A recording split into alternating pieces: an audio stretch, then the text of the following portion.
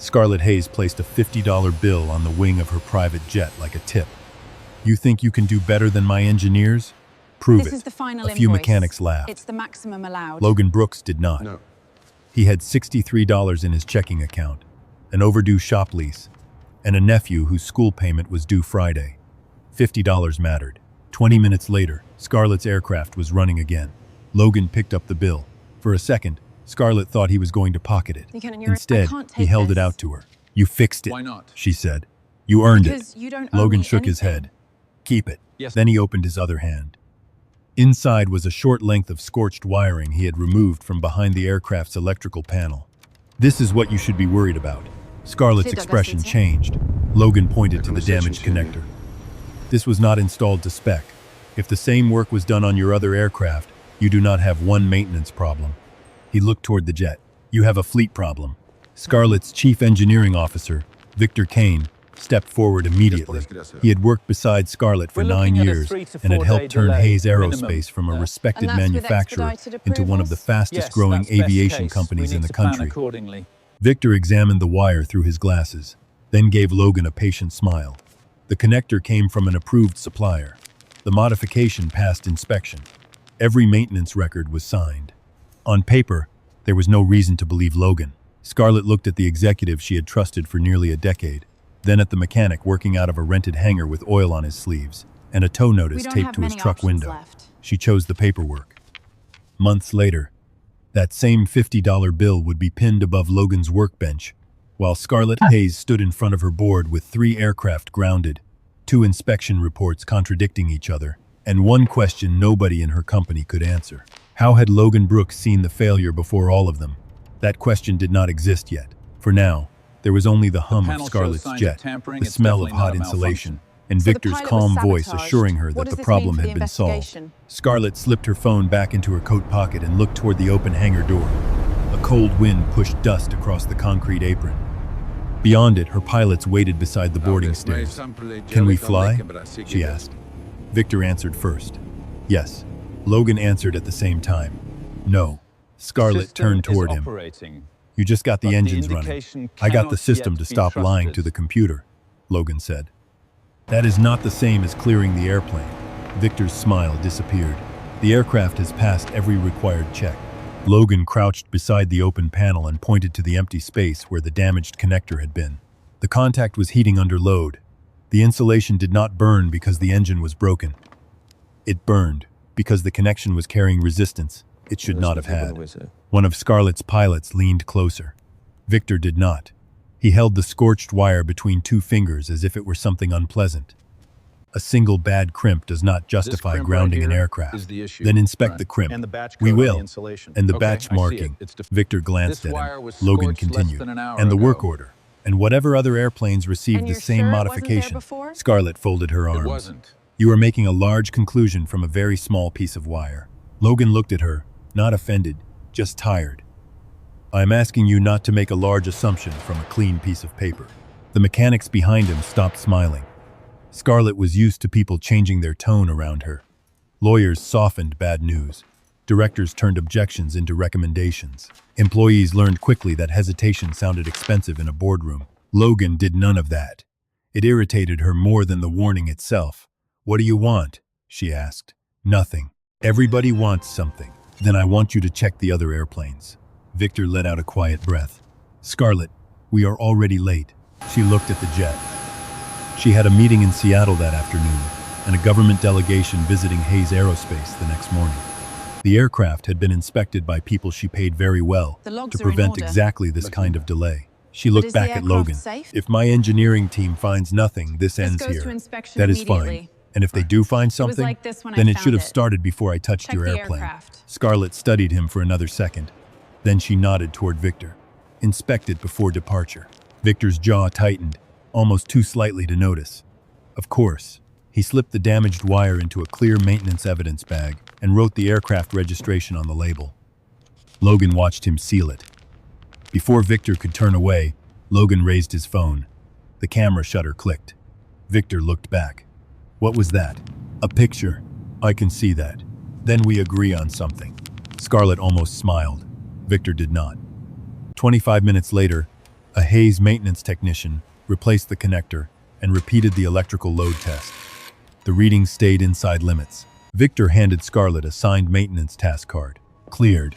Logan stood several yards away beside his toolbox. Scarlett walked over and held out the $50 bill again. You still earned this. He did not take it. I told you to keep it. Scarlett looked at the faded workbench behind him. Wrenches hung from mismatched hooks.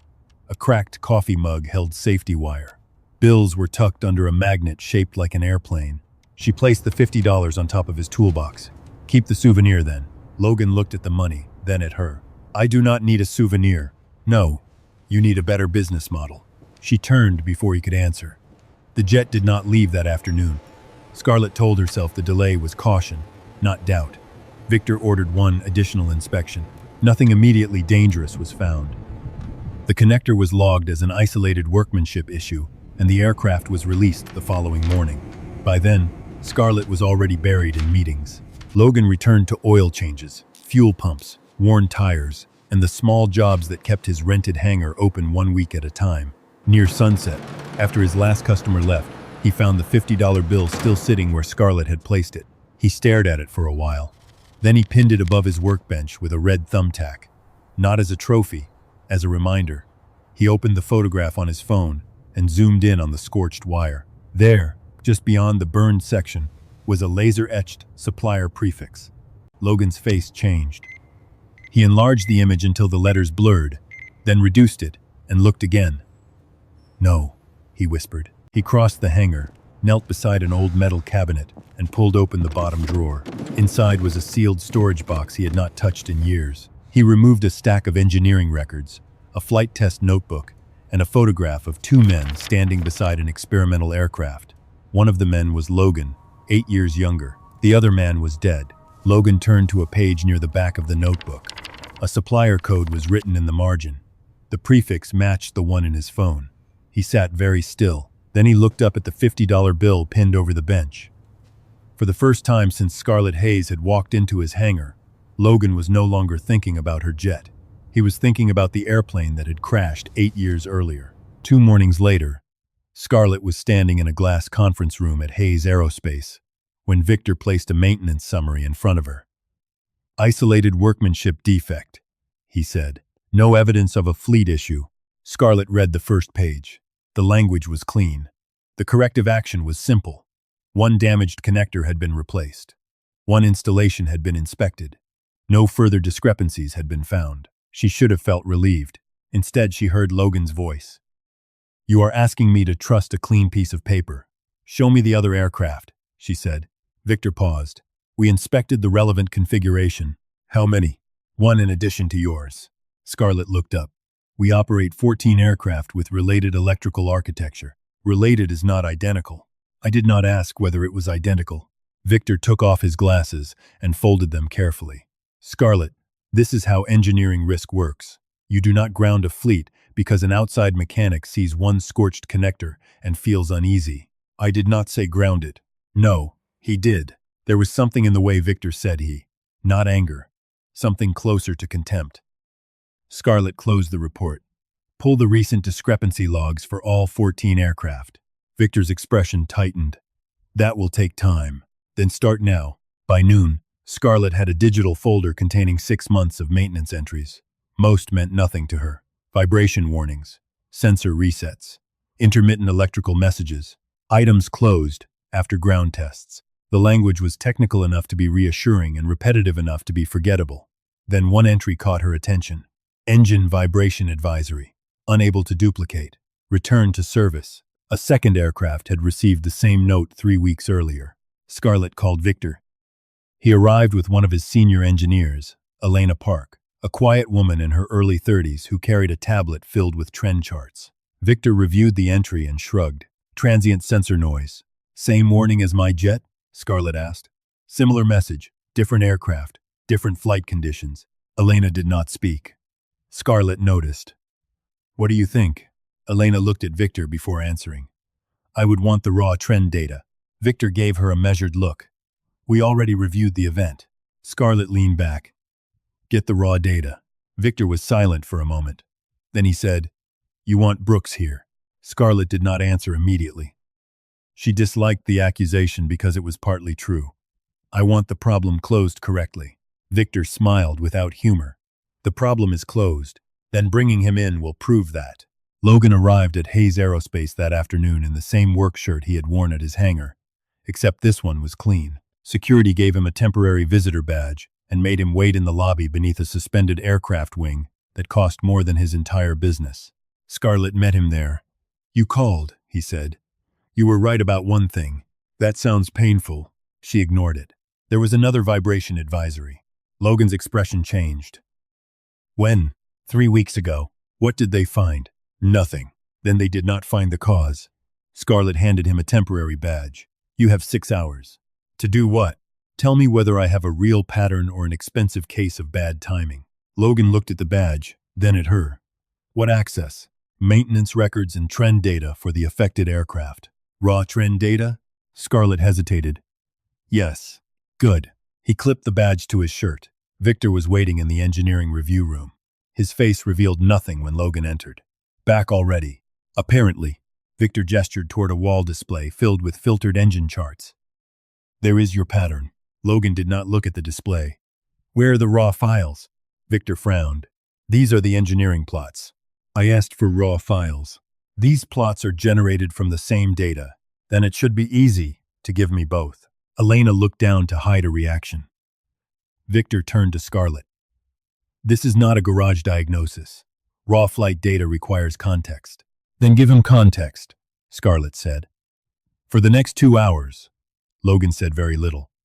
He worked through flight traces, maintenance task cards, and electrical load records. He asked Elena to overlay the vibration advisory against generator transitions. He asked for the timestamps at which cabin systems, anti-ice loads, and secondary buses changed state. At first, the events looked unrelated.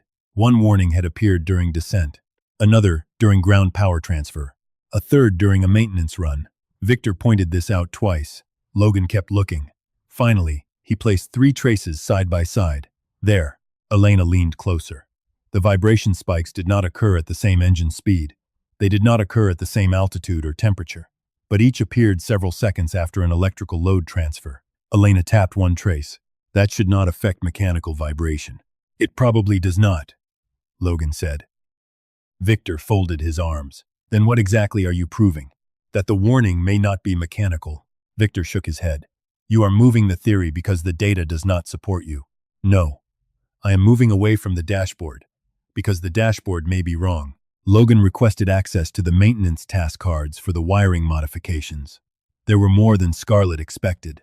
One aircraft had received a connector replacement 4 months earlier. Another had undergone a harness reroute. A third had a repeated sensor reset closed, with the phrase "unable to duplicate." Different descriptions, different technicians, different dates. But the same type of load event appeared before the warnings. Scarlett stood behind Logan as he built a simple timeline on paper. She understood enough to see the shape forming. 3 aircraft, she said. 3 that we know about, Logan replied. Victor stepped forward. "Scarlett, stop. We are taking unrelated maintenance events and forcing them into one story." Logan turned. "Then explain why the same signal appears after the same electrical transition. Correlation is not failure." "I did not say it was. You said fleet problem." "I said check the fleet." Victor's voice hardened. "You walked into a private hangar, found one bad connector, and now you are treating a major aerospace company like a broken pickup truck." Logan looked at him for a long second.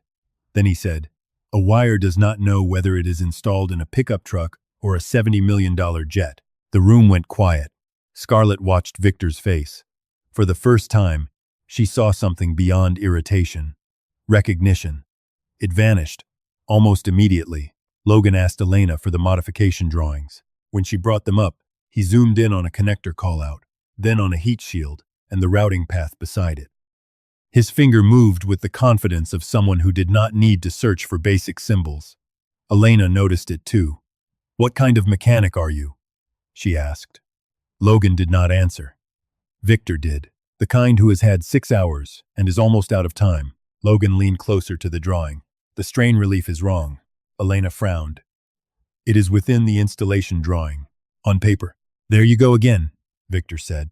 Logan pointed to the route. If the bundle sits even slightly high after maintenance, the connector carries tension when the mount warms and moves.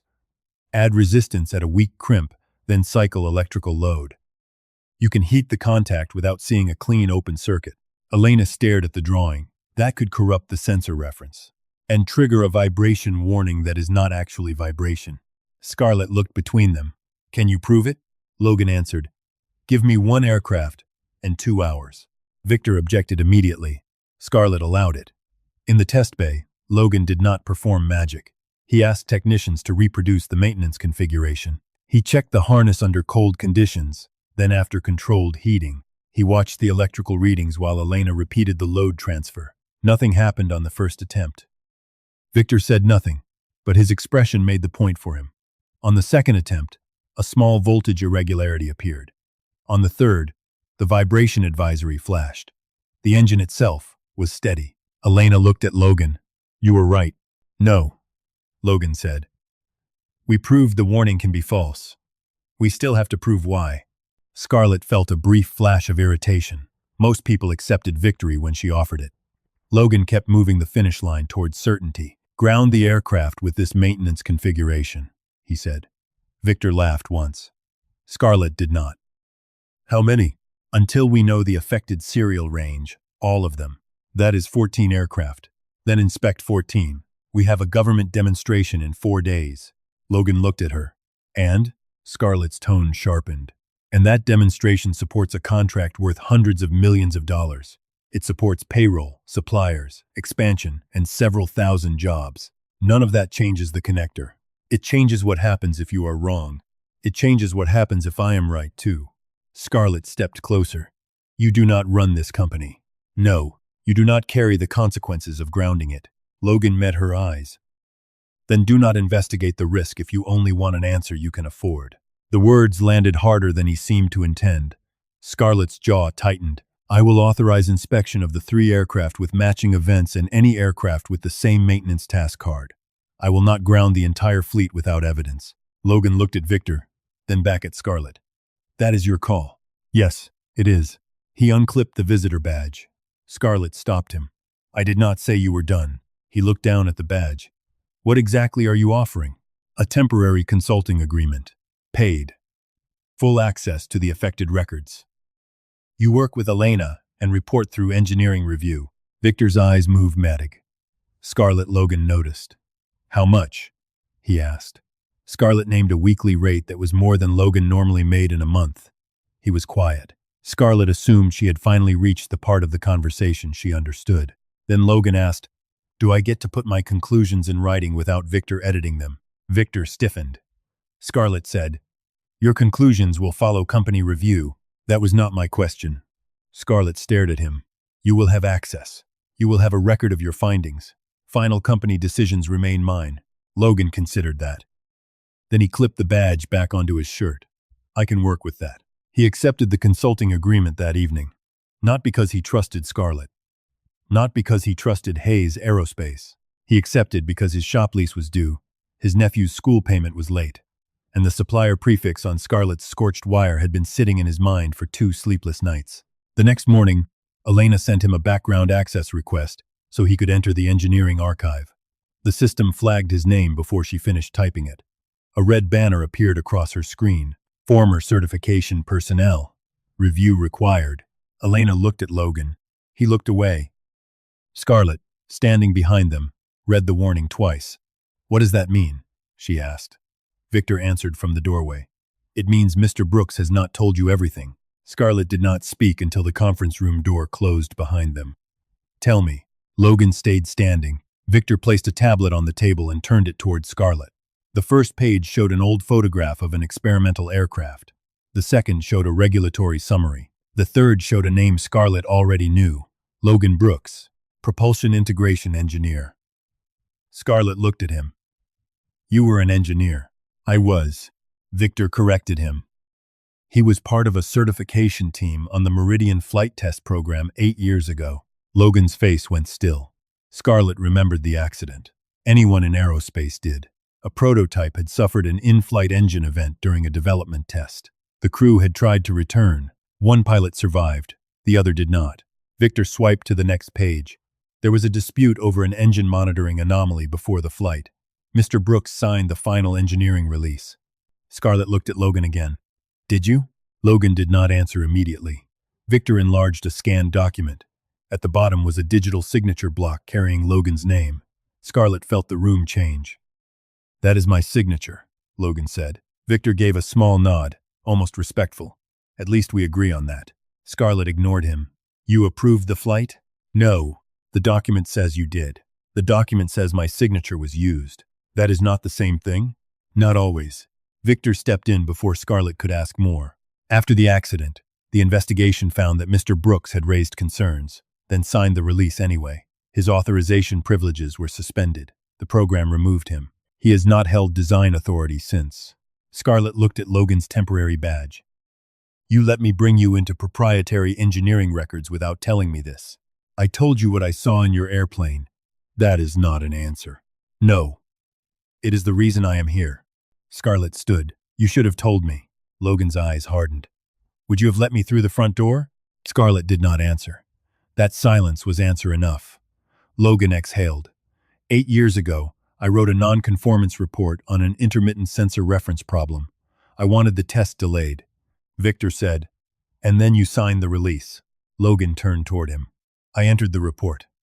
I did not issue the final release. Your signature is on it. I know. Scarlett raised a hand. Stop. I want the sequence, not the argument. Logan looked at the old document. I entered the warning shortly after noon. I was called to another building for a propulsion review. The aircraft was released later. I found out after the accident that my authorization had been attached to the closure. And you could not prove that? Scarlett asked. The system recorded a valid credential. The company said credentials were my responsibility. Victor said, which is standard. Logan's gaze moved to him. You know a lot about that program. Victor did not blink. I worked in compliance at the time. That was the first moment Scarlett saw surprise on Logan's face. Not recognition of Victor's name, recognition of the role. Victor continued calmly. I did not know Mr. Brooks personally. There were hundreds of engineers involved. Logan looked at him for another second, then said nothing. Scarlett noticed that too. The meeting ended without resolution. Scarlett did not remove Logan from the investigation. Not yet. She did something that irritated both men. She ordered every statement documented. If Logan was telling the truth, she wanted a trail. If he was lying, she wanted one too. Over the next 3 days, the investigation expanded. Logan and Elena compared maintenance task cards across the aircraft that had shown related warnings. They found repeated inspector initials on jobs performed at different facilities. They found one crimp tool serial number listed on work, completed hundreds of miles apart during the same week. Elena frowned at the record. That tool cannot be in 2 places. Unless the serial number is being copied into paperwork, Logan said. Or somebody entered the wrong tool. Once, maybe. She looked at the list again. 7 times. They requested the calibration history. There was a gap, not a dramatic missing year. Just 6 weeks around the period when several harness modifications had been completed. Small enough to be clerical, large enough to matter. Logan asked for the supplier deviation files. Elena found a temporary waiver, approving a connector from an alternate lot after the preferred supplier missed a delivery window. The waiver had been justified as functionally equivalent. The approval chain ran through Victor's department. Elena looked uncomfortable. Victor does not personally sign every supplier deviation. I did not say he did, but you were thinking it. Logan closed the file. I am thinking the physical evidence keeps pointing in the same direction, and the paperwork keeps telling us not to worry. Elena studied him. You really do not trust records. I trust records that survive contact with reality. She almost smiled. Then Logan did something that erased it. He connected an encrypted external drive to the workstation. What are you doing? Saving the raw files. You cannot copy proprietary data.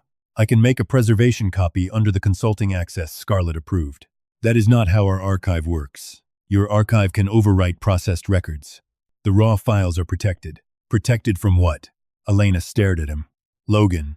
Hibigwa stopped. Then he removed the drive. Fine. Get me a write-once internal archive location. Why? So we can prove tomorrow that today's file existed.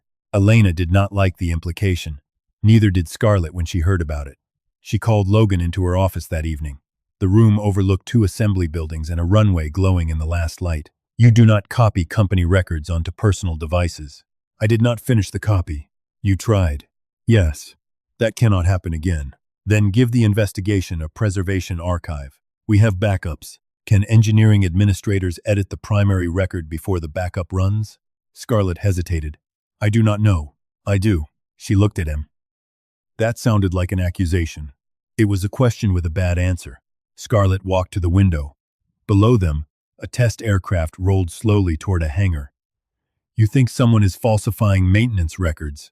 I think somebody has built a process where the summary can look cleaner than the underlying event. That is not the same thing. No. Do you have evidence of deliberate falsification? Not yet. Then do not behave as if you do. Logan was quiet. Scarlett turned back. This company is not an abstraction. If I ground 14 aircraft and announce a systemic safety review without proof, lenders react. Customers react. The government reacts. Suppliers stop shipping on credit. People who have never heard your name lose jobs. Logan nodded once. I understand. No, you understand the airplane. I understand the company. His expression changed. Scarlett heard the arrogance in her own sentence, but she did not take it back. Logan leaned forward slightly. Then understand this. A bad connector does not become safe because payroll is due Friday. Scarlett's voice cooled. And a company does not become guilty because you recognize a supplier code from the worst day of your life. The words hit him. For the first time since they met, Logan had no answer ready. Scarlett regretted it immediately, but pride kept the apology behind her teeth. She handed him a new access policy. You continue the investigation. No external copies. Every finding goes into the preserved internal archive Elena is setting up. You do not contact regulators, media, customers, or anyone outside the approved team without my authorization. Logan read the page. And if I find an immediate safety issue, you come to me. What if you disagree? Then I make the decision. He looked at her for a long moment. That is the part you still do not understand. What part? Safety authority is not supposed to belong to the person with the most to lose. Scarlett's jaw tightened. This is my company. That is exactly why. He signed the access policy, but only after adding a handwritten line beside his name. Findings preserved as entered. Scarlett saw it. She said nothing. The next day, Victor convened a formal engineering review. He was prepared. The room contained senior engineers, legal counsel, operations directors, and an independent consultant named Dr. Aaron Bell, a respected aviation reliability specialist with 30 years of experience. Victor opened with photographs of Scarlett's damaged connector. He described the issue as a localized workmanship defect. Then he displayed Logan's pattern analysis. Interesting, Victor said, but correlation does not establish causation. Dr. Bell agreed. The sample is too small. Logan sat at the far end of the table. Victor continued. Mr. Brooks is an outside mechanic without current design authority. His field observations have been useful. They should not be confused with a validated engineering conclusion. F. The wording was polite. That made it more effective. Scarlett watched people in the room subtly reclassify Logan. Not engineer, not investigator, mechanic. Logan did not defend his title. He asked Elena to display the raw traces. Victor interrupted. We have all reviewed them. Then one more time will not hurt. Elena put them on screen. Logan pointed to the timing between load transfer and signal corruption. Dr. Bell leaned forward. You are assuming a common electrical mechanism. I am saying the timing justifies testing one. And if the warning is merely instrumentation noise, then we should be able to prove that without guessing. Victor changed slides. The old Meridian accident report appeared. Scarlett had not authorized that. Logan's face became unreadable. Victor addressed the room. Context matters when evaluating judgment.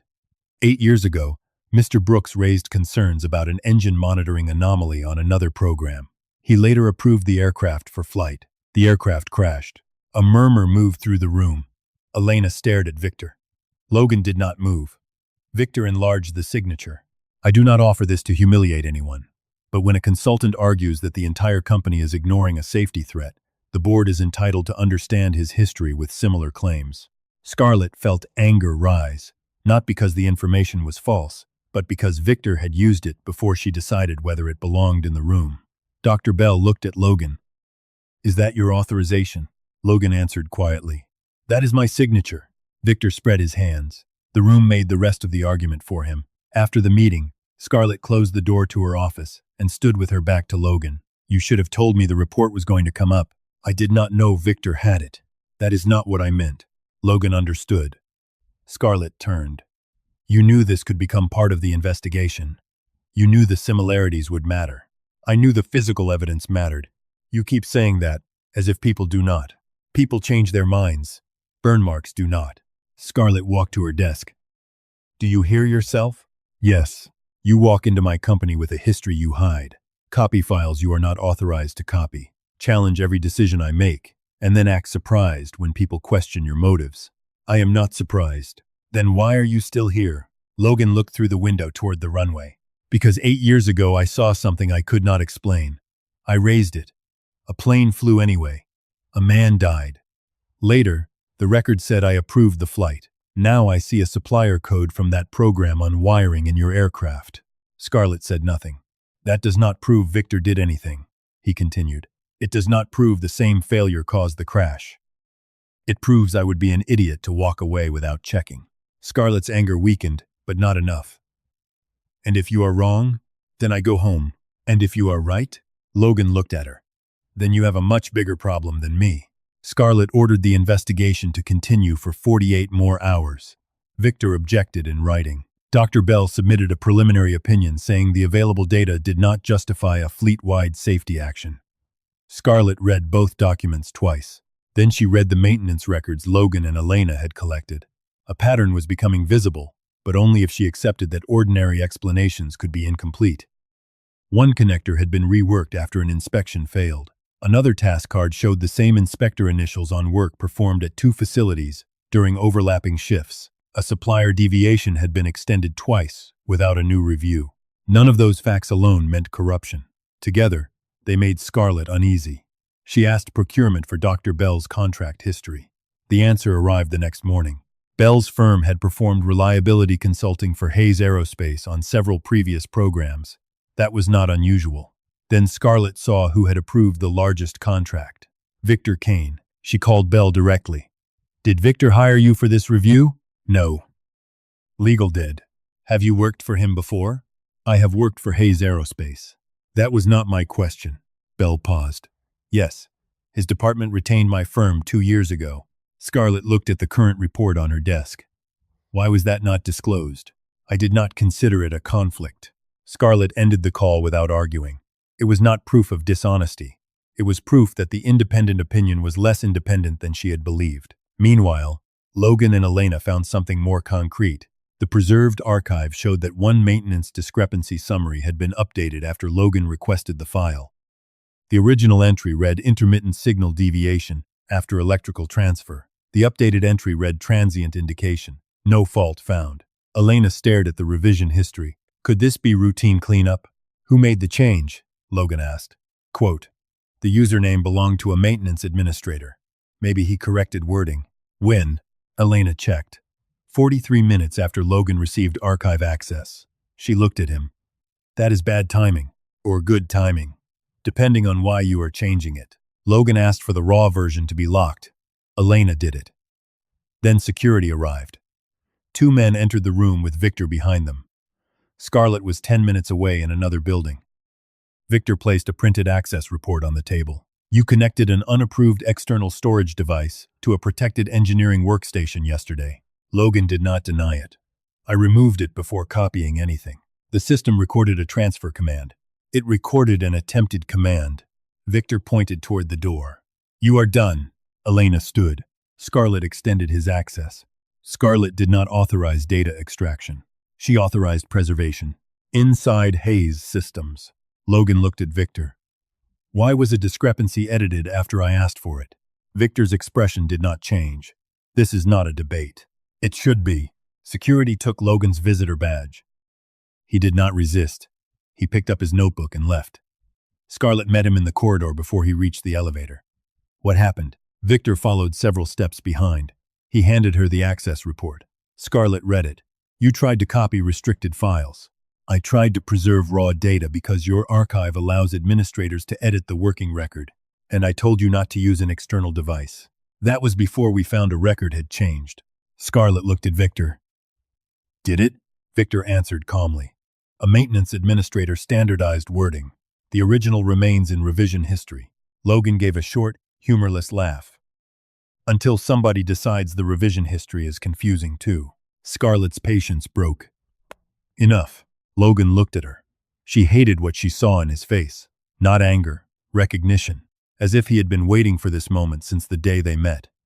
Scarlett lowered her voice. You knew the access rule. You broke it. I tried to protect evidence. You tried to protect it from my company while working inside my company. Yes. The answer was too fast. Scarlett felt betrayed by it. Victor said nothing. He did not need to. Scarlett took Logan into a private office beside the elevator. She closed the door. I cannot keep you on this investigation. Logan looked down once, then back up. Then do not. I can structure this so it does not become a legal issue. You sign a release.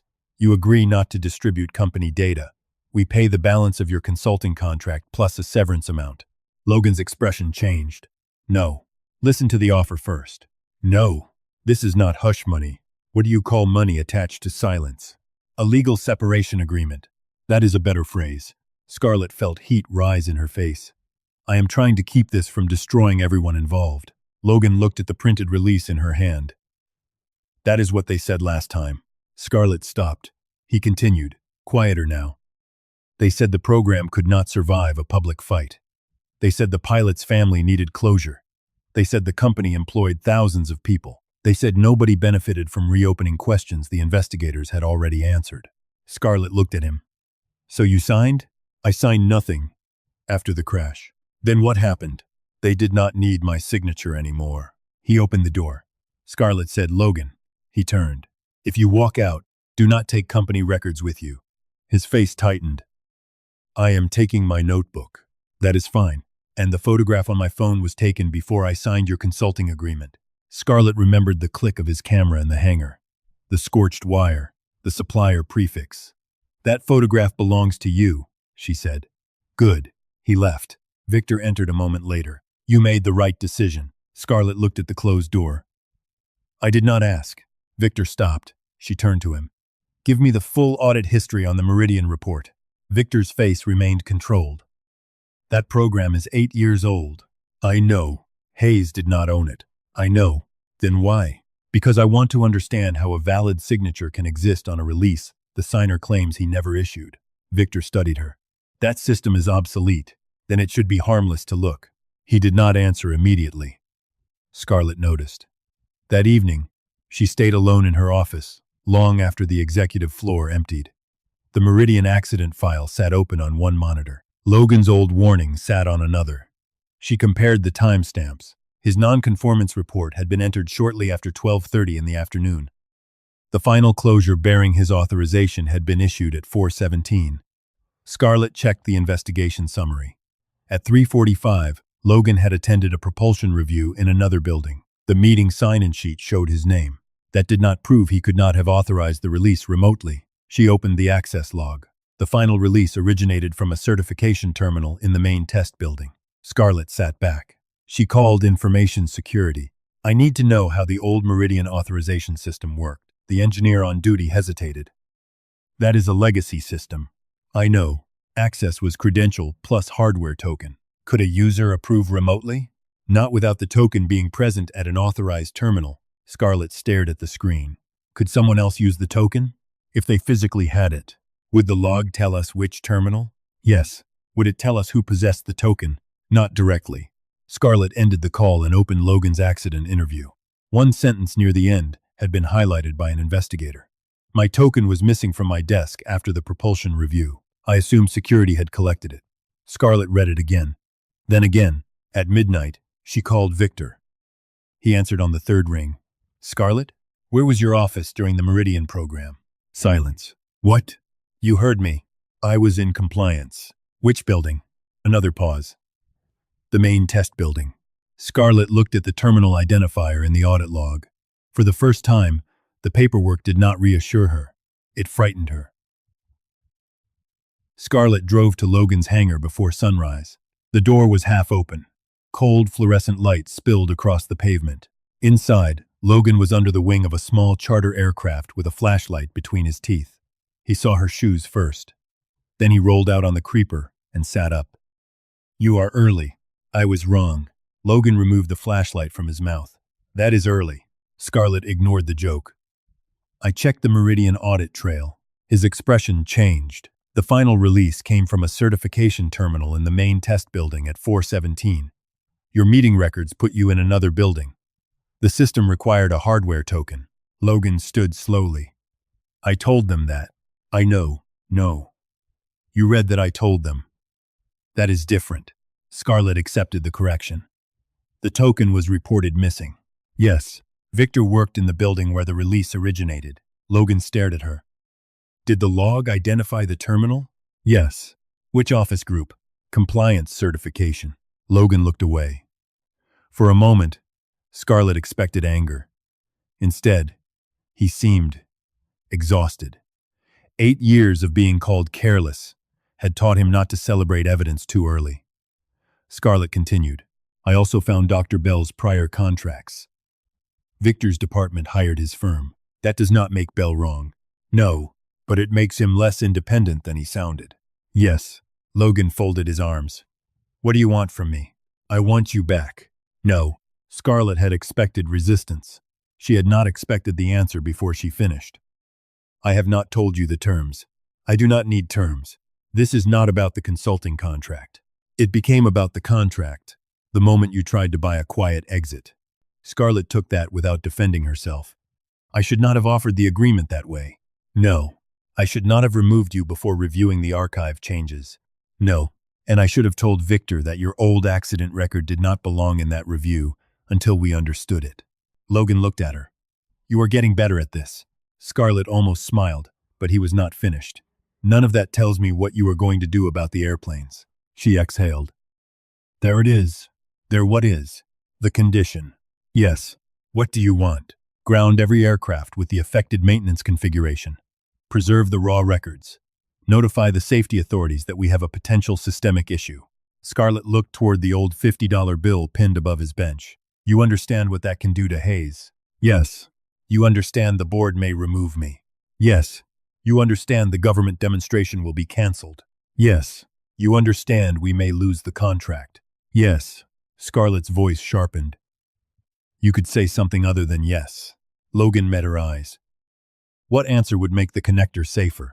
For several seconds, neither spoke. Then Scarlett looked around the hangar, the cracked mug, the unpaid invoices, the toolbox where she had left $50, as if money solved the meaning of the moment. She realized Logan had every reason to ask her for something personal. Money, a title, a public apology, his old career back. He asked for none of it. He asked her to stop airplanes from flying. Scarlett took out her phone. She called operations. "This is Scarlett Hayes. Effective immediately. Place a do not release status on every aircraft covered by maintenance configuration Delta 7 and every aircraft with an unresolved vibration or sensor reference discrepancy in the last 6 months." The operations manager asked her to repeat it. Scarlett did. "Red tags. No dispatch without written safety clearance. Notify legal and the board. Then contact the regulator. Liaison." She ended the call. Logan looked at her. "That is the first half." Scarlett stared at him. "Do you ever let anyone enjoy a moral victory? Not around airplanes." She called information security next. "Lock the investigation records into the Right Once archive. Nobody edits, replaces, or deletes anything without dual authorization. Include my account." Then she called legal. By 7 in the morning, red do not release tags hung from aircraft across 2 Hayes facilities. By 8, the government demonstration was postponed. By 9, the board had scheduled an emergency meeting. By 10, Hayes Aerospace shares were falling. Victor arrived at Scarlett's office without knocking. "You grounded the fleet based on Brooks." "I grounded affected aircraft based on evidence." "What evidence? Correlation? A photograph? A grievance from 8 years ago?" "An edited discrepancy record. Repeated inspection anomalies. A supplier waiver. A reproduced warning under electrical load." Victor stepped closer. "You are letting him turn you against your own engineering organization." Scarlett remained seated. Did you know his Meridian release came from the main test building while he was in propulsion review? Victor stopped. It lasted less than a second. But Scarlett saw it. I know the investigation cleared the authorization as valid. That was not my question. Victor's face hardened. You are connecting two unrelated programs because Brooks wants you to. I connected them because the supplier prefix in his photograph matches the numbering structure in the old file. That still proves nothing. No. Which is why we are investigating. Victor walked to the window. You think this is courage because you have not seen what follows. Customers do not wait for elegant truth. They cancel. Banks do not wait. Politicians do not wait. People who built careers here will pay for your need to look righteous. Scarlett stood. Do not confuse caution with righteousness. And do not confuse fear with engineering. He turned back. You were not here when your father nearly lost this company. I was. I watched him choose which problems deserved to stop production, and which did not. That is leadership. I'm asking. Scarlett's voice became very quiet. My father also taught me that an aircraft only has to be unsafe once. Victor looked at her as if she had betrayed something older than him. Then he left. His counterattack began before lunch. An internal memorandum circulated among board members describing the grounding as an executive action taken against the recommendation of the chief engineering officer and an independent specialist. A second document described Logan as a former certification engineer connected to a fatal accident and recently removed for unauthorized data extraction. Neither document contained a direct lie. Together, they told a devastating story. By afternoon, a business news site reported that Hayes Aerospace had grounded aircraft after receiving warnings from a disgraced former engineer working as a mechanic. Logan saw the headline on Elena's phone. He was back at Hayes under a temporary safety authorization Scarlett had issued personally. Disgraced mechanic, he said. That is efficient. Elena looked embarrassed. Public relations is trying to correct it. Do not. She looked at him. If the airplanes are safe, nobody will care what they called me. And if they are not, then they will call me something else. Elena handed him a tablet. We found Dr. Bell's supplemental report. Bell argued that the reproduced warning was a benign sensor artifact. He recommended replacing affected connectors during scheduled maintenance rather than maintaining the grounding. Logan read the methodology. What data did he use? The processed engineering plots. Not raw telemetry? No. Logan looked at Scarlett. He never tested the load transition against the raw reference signal. Scarlett said, Can we? Yes. Before they could begin, Elena's phone rang. She answered, listened, then went pale. What? Scarlett asked. Elena lowered the phone. One prototype is airborne. Scarlett stared at her. That fleet is grounded. It departed the Western test site 11 minutes before the do not release message reached dispatch. Call them back. They are already turning. Another engineer entered at a run. We have a vibration advisory. The room changed instantly. Scarlett followed the team into the flight test control center. Screens showed altitude, engine parameters, electrical loads, and a map of the prototype's route. The aircraft was descending through 19,000 feet. Victor was already there. The crew is stable, he said. The warning is intermittent. Scarlett looked at the main display. Why are they not on the ground? They are returning. There is no reason to create an emergency where one does not exist. Logan moved to an engineering console. Give me raw telemetry. Victor turned. You are not authorized in flight control, Scarlett said. He is now. Victor's eyes met hers. That was the moment their alliance ended completely. Elena pulled the raw feed onto a side display. Logan scanned the data. Show me the electrical buses. A line appeared. Generator load. Another. Cabin and anti-ice transfer history. The aircraft descended through 17,000 feet. The warning disappeared. Victor pointed to the screen. There. Transient indication. Logan did not look up. Wait. 30 seconds later, the crew changed electrical configuration. The vibration warning returned. Elena whispered. Same delay. Logan pointed to a reference voltage trace. There. It drops before the warning. Victor leaned in. By less than 1%. It should not drop at all. The flight test pilot called control. The vibration indication was rising. The certified abnormal checklist required the crew to isolate one electrical source and transfer load to the remaining bus before further engine action. Victor said, Run the checklist. Logan looked at the sequence. No. The room went silent. Victor stared at him. You are telling a flight crew to ignore an approved emergency procedure. I am telling them not to increase load on the circuit that is already showing heat-related resistance until we know what the sensor reference is doing. You do not know that the circuit is heating. The reference drop is following load. The false vibration signal follows the reference drop. If they transfer more load, the connector may heat faster. May. Yes. Victor looked at Scarlett.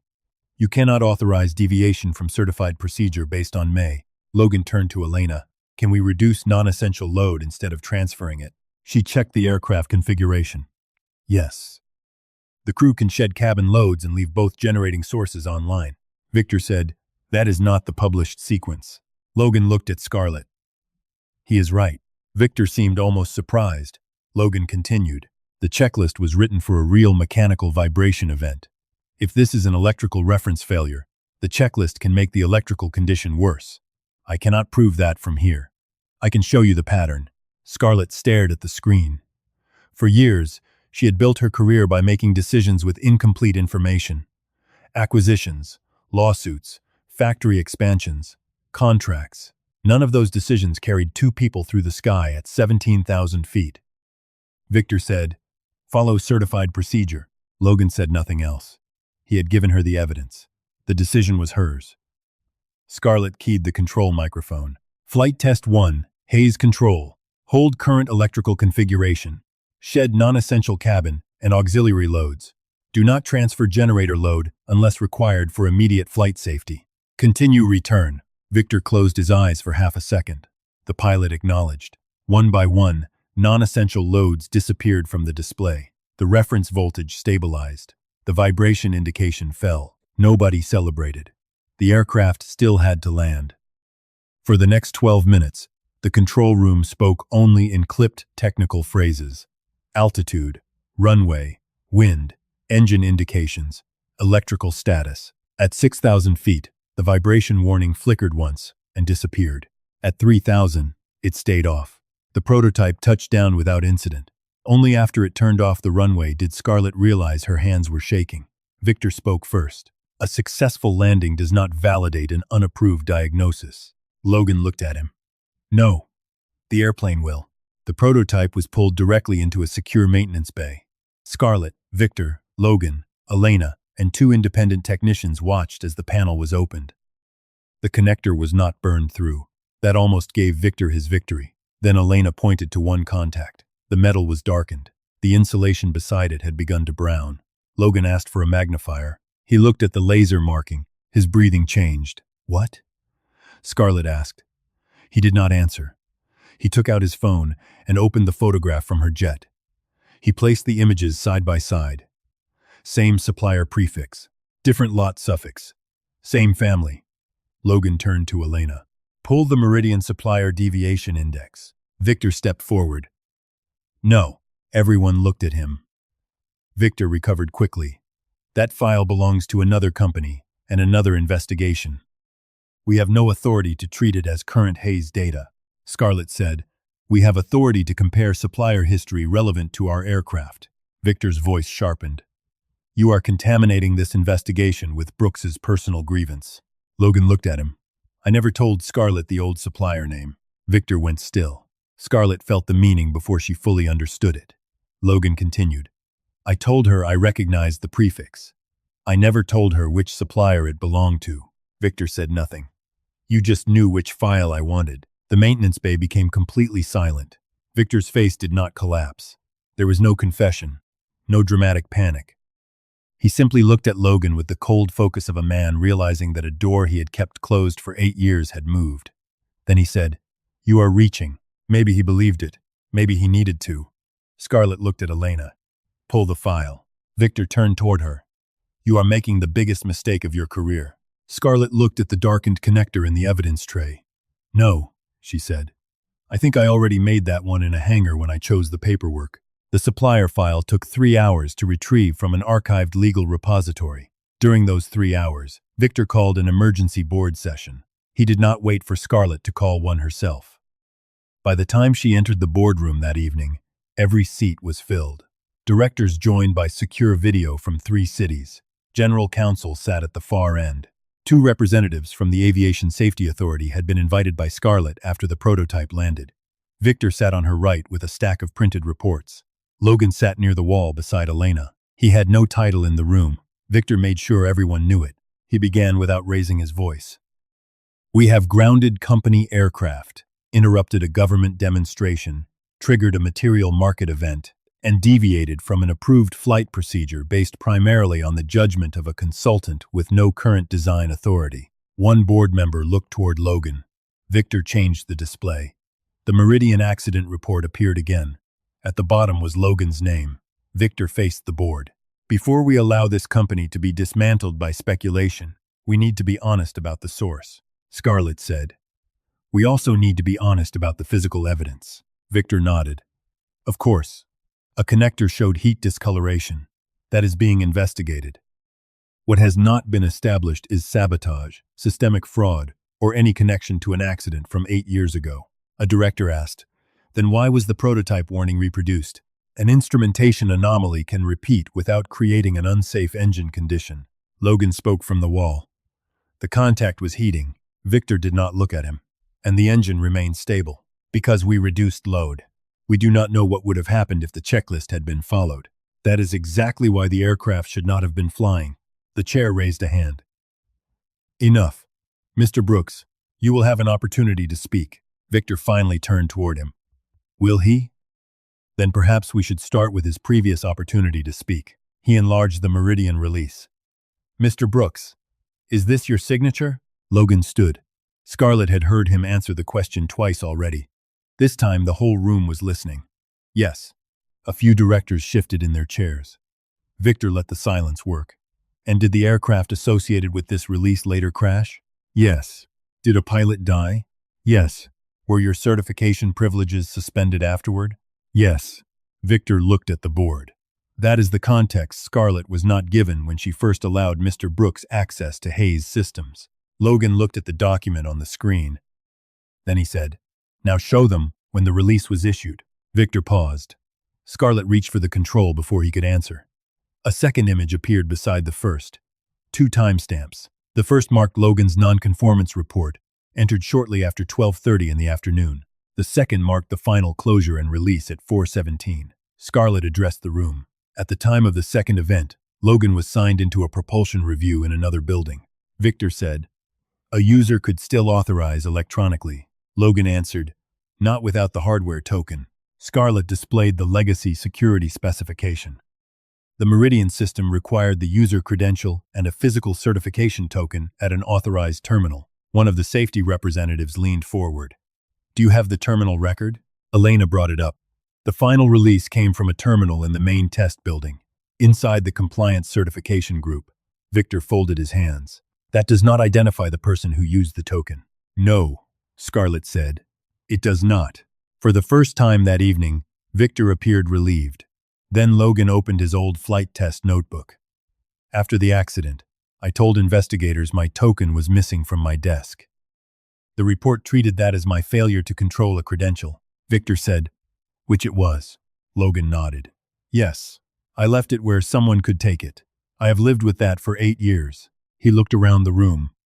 "I am not asking you to pretend I made no mistakes. I am asking you to separate the mistake I made from the approval I did not make." That changed the room more than a denial would have. Scarlett displayed the next document. It was a Meridian supplier deviation waiver. The connector family was identified by the same prefix, visible in Logan's photograph from her private jet. The waiver allowed use of an alternate component lot after a supply delay. It required additional inspection and limited the approval period. The period had later been extended. A board member asked, "Who approved the extension?" Elena answered, "The compliance office." Victor said, "I worked in compliance. I did not personally approve every supplier action." Scarlett nodded. "True." She displayed a Hayes Aerospace waiver from the current program. Same supplier family, similar deviation language, different company, different year. The approval routing again passed through Victor's organization. Victor's face tightened. This is standard supplier management. Components are qualified through specification, not superstition about a prefix. Logan said, "Then let us talk about specification." Elena placed photographs of 3 current connectors on screen. One showed the scorched contact from Scarlett's jet. One showed the darkened contact from the prototype. One came from an aircraft inspected after the grounding. Each showed a similar crimp geometry. Elena brought up the tool records. The task cards identify the same serialized crimp tool on work performed at 2 facilities during overlapping periods. The calibration history also contains a 6-week gap, Victor said. Administrative errors. 7 of them? Scarlett asked. Possibly. Scarlett changed slides again. The maintenance discrepancy history appeared. Original wording on the left, edited wording on the right. Intermittent signal deviation after electrical transfer. Then, transient indication. No fault found. The summary changed 43 minutes after Logan received archive access, Scarlett said. Victor turned toward General Counsel. Maintenance administrators standardize language constantly. Scarlett nodded again. That is also true. Victor looked almost angry at being agreed with. Scarlett continued. So we checked the right once compliance archive created before Logan was removed. Elena opened the preserved record. The original file contained an attached engineering note that did not appear in the later working version. Potential reference voltage drop during load transfer. Recommend wiring inspection before recurrence closure. The note was signed by a junior engineer. The board chair asked, "Where is that engineer?" Elena answered, "Still employed. Different division. Did anyone interview him?" "Yes." "What did he say?" "He was told the issue had been resolved as instrumentation noise." Victor's voice sharpened. "By whom?" Elena looked at him. "Your reliability manager." "That is not me." "No," Scarlett said. "It is not." Victor leaned back. The board was no longer watching Logan. They were watching him. He saw it. So he returned to the strongest weapon he had. Mr. Brooks attempted to remove proprietary data. Whatever else we discuss, that fact remains. His conduct contaminated this process. Scarlett looked at Logan.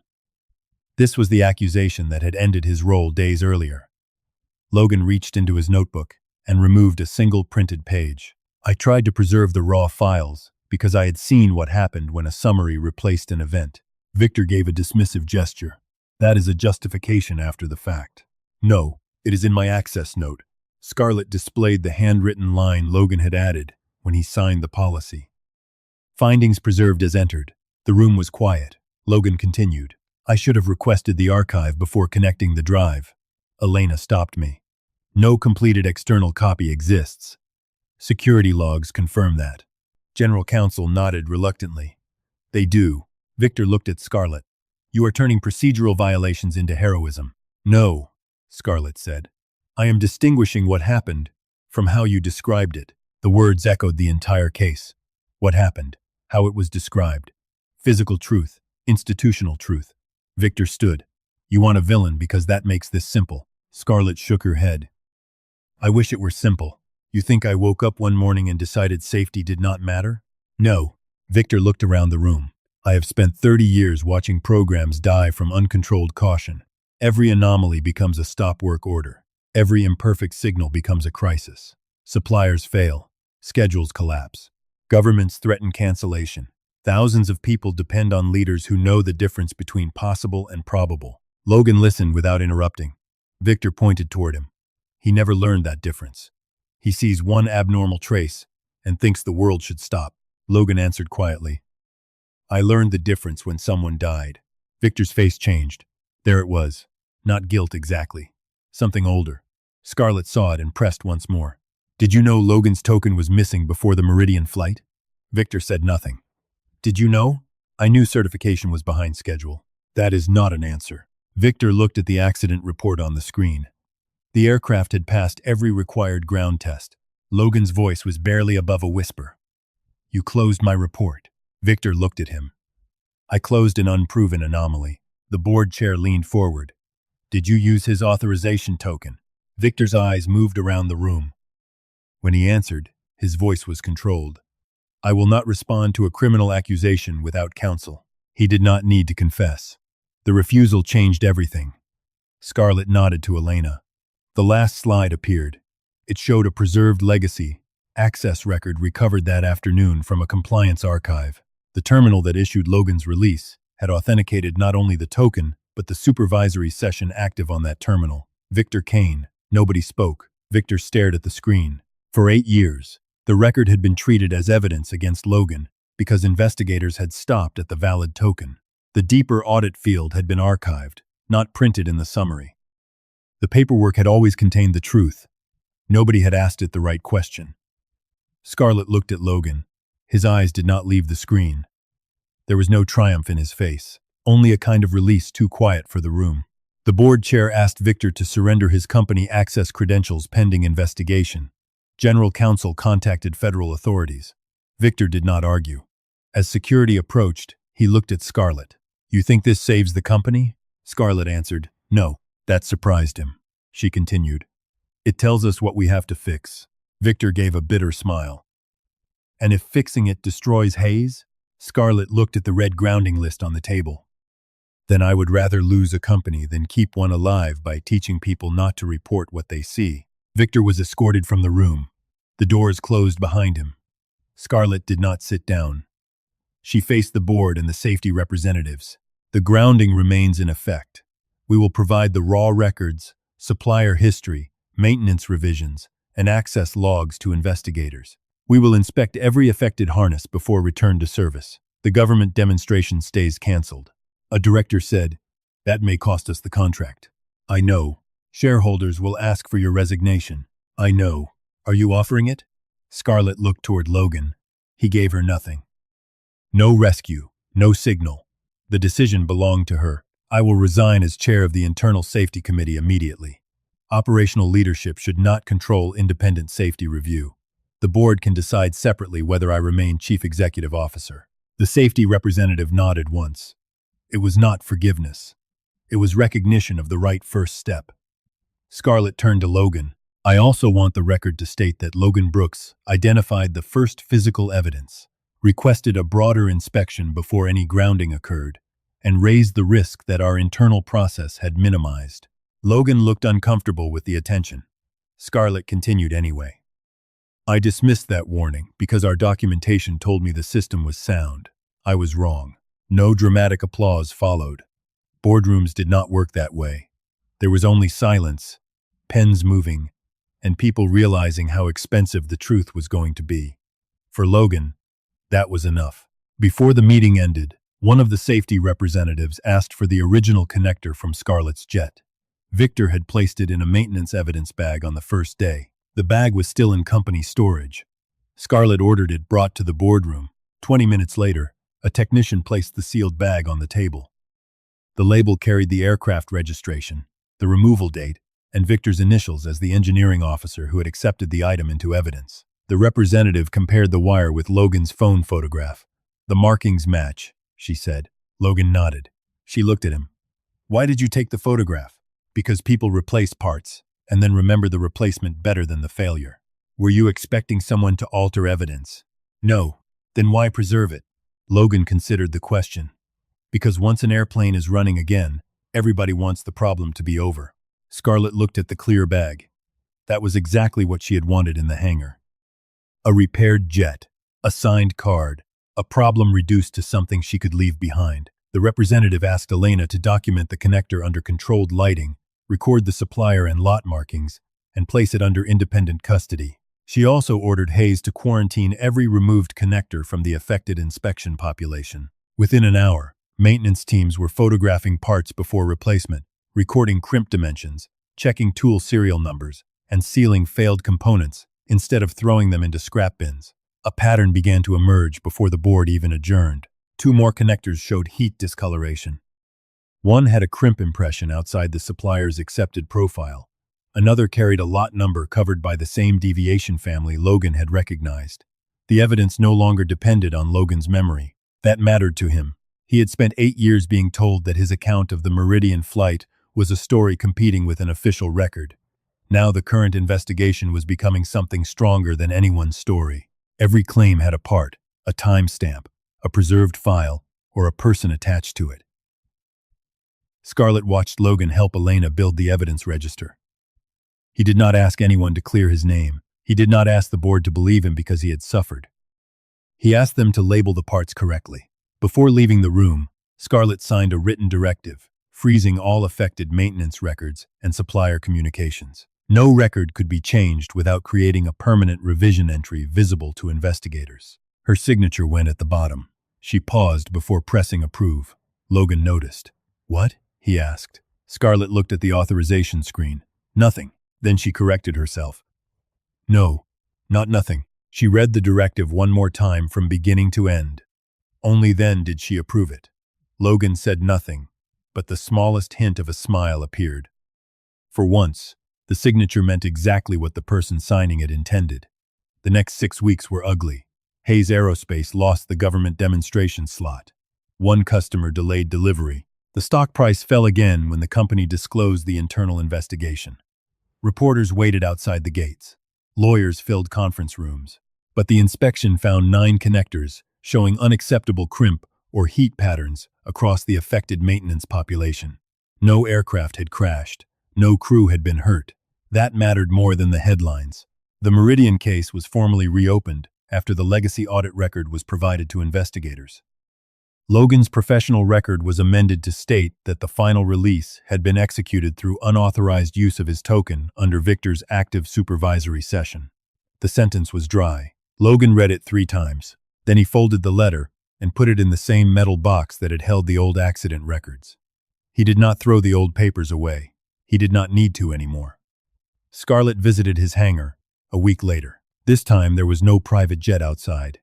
No entourage. No $50 bet. Logan was replacing a fuel pump on a training aircraft when she walked in. "You keep showing up during billable hours," he said. "I brought a contract." He groaned. She placed a thin folder on the workbench beneath the $50 bill. "Independent Flight Safety Office. Separate budget. Direct reporting access to the Board Safety Committee. No operational executive can close a safety finding without written concurrence from the office." Logan wiped his hands and opened the folder. "You wrote this?" "With people who know how to write these things. That is safer." She ignored him. "The director can stop release authority on defined safety grounds. Every finding gets a preserved raw data record. No silent edits." Logan read another page. "Who is the director?" Scarlett looked at him. "No. You have not heard the salary. No. You have a remarkable commitment to refusing money from me. That is because you keep trying to use money at the end of difficult conversations." Scarlett looked at the $50 bill above them. "Fair." Logan closed the folder. "I am not interested in being the mechanic who saved Hayes Aerospace." "Good. I am not offering that job." "What are you offering?" Scarlett answered without smiling. "A job where you can tell me no." Logan looked at her. "And if I do, I listen before I decide. That is not the same as agreeing." "No." "Good." He opened the folder again. The role was not a reward. It was authority tied to responsibility. That mattered. He signed 3 days later after one additional clause, guaranteed independent escalation to the board and regulators, when immediate safety risk could not be resolved internally. Scarlett complained about the wording. Then she signed 2.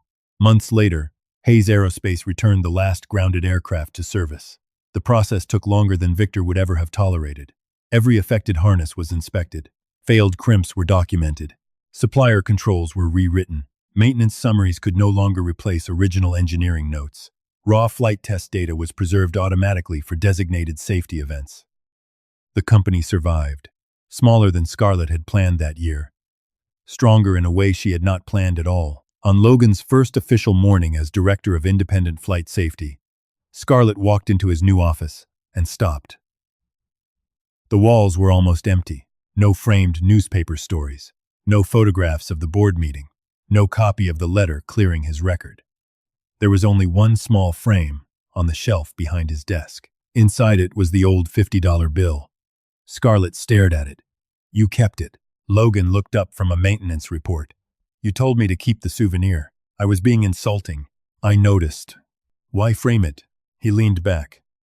"For perspective." "On what?" Logan looked at the bill. "How easy it is to decide what somebody is worth before you know what they see." Scarlett was quiet. Then she reached toward the frame. Logan said, "Leave it." She looked at him. This time, both of them laughed. A few weeks later, Scarlett was walking through the maintenance facility when she heard a young apprentice speaking to a supervisor beside an open electrical panel. "I know the test passed, but the reference moved when we transferred load." The supervisor glanced at the display. "Probably sensor noise." Scarlett stopped. So did Logan. several steps behind her. The apprentice noticed them and immediately looked nervous. Logan did not walk to the screen. He did not tell the supervisor he was wrong. He did not announce his title. He simply asked the apprentice one question. "What did you see?" The young man pointed to the trace and began explaining. Logan listened. The supervisor listened too. Scarlett stood beside them, without interrupting. Months earlier, in a rented hangar, she had placed $50 on a wing and demanded that a mechanic prove he was worth hearing. Now, nobody had to win a bet first. The apprentice finished his explanation. Logan nodded toward the panel. "Good. Let us check it." And this time, before the paperwork said everything was fine, someone listened.